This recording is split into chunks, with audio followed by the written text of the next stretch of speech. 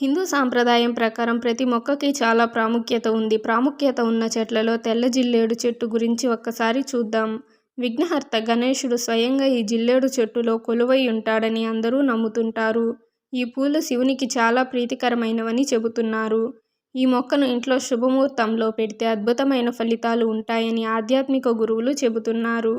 రోగి తలపై నుండి 7 సార్లు వేరును తిప్పి దానిని సాయంత్రం నిర్మానుష్య ప్రదేశంలో దానిని పాతిపెట్టాలి. అలా చేసిన కొద్దిసేపటికి వ్యక్తికి సోకిన వ్యాధి, జబ్బు ఏంటనేది తెలుస్తుంది.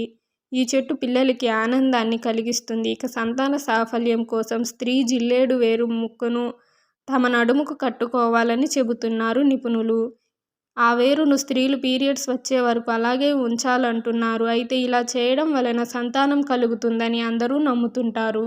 Thank you for watching. ఇలాంటి మరిన్ని ఇంట్రెస్టింగ్ వీడియోస్ కోసం ఛానల్ని సబ్స్క్రైబ్ చేసుకోండి.